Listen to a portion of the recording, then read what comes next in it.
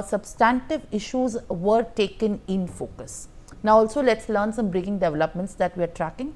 Following this engagement in the national capital, US Vice President JD Vance is set to depart for Jaipur at around 9 am, where Vance and his family will stay at the Rambagh Palace Hotel, where they are expected to attend a wedding. During their Jaipur stay on the 22nd of April, the Vances will visit Amer Fort at 9 am as well as visit the City Palace and Jantar Mantar.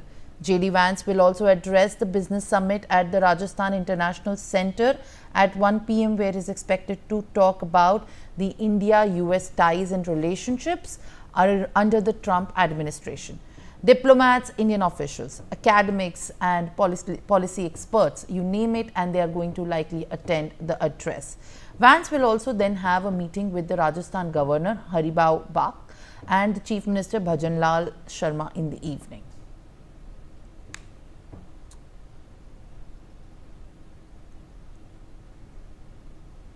All right, Aditya Vadhavan is there with me live on the broadcast.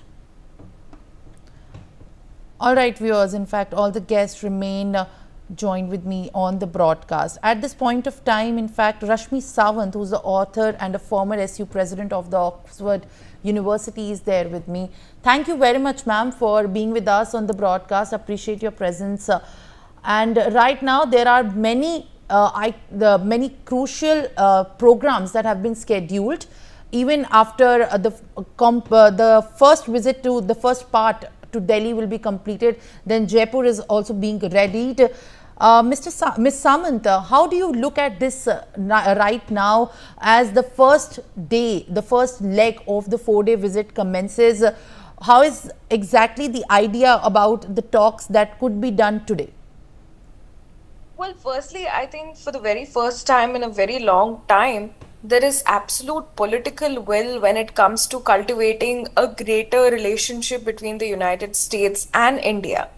As you mentioned, there have been many people before who've had Indian origin roots in executive position within the United States government. But there was something lacking, and that lacking was political will. But that's finally here. And that, coupled with the sort of understanding of the Indian culture, I think makes for an excellent mixture to, sort of foster India-America relationship. In the past, India was always seen as, second fiddle by America, be it trade agreements or, arms deals.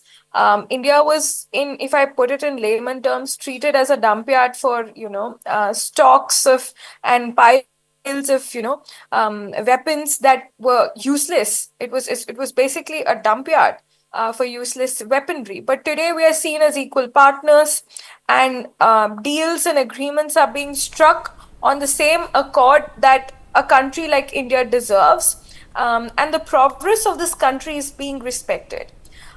So I think that is extremely promising, and that is something that I expect to continue to result from ongoing talks today. And I do expect that this visit signals the sort of change in dynamics as well between the two countries. Because in the past, you would see that even if heads of states did visit Bharat from the United States, these things weren't put out in public. A lot of these heads of states and their spouses would visit for wellness purposes, but there was not a lot of public discussion or press releases regarding the matter, because there was a sense of hesitance when it came to flamboyantly displaying the sense of camaraderie between the two nations, and a sense of hesitancy when it came to a country like the United States. But today that doesn't exist. Even if it's a mixture of official talks and a personal visit, the entire thing is being put out on full display as a sign of changing ties, changing relationships between the two countries that is somewhat on equal terms today, more so than in the past. Well, absolutely. In fact, Ms. Samant, as you are looking at more developments to take place with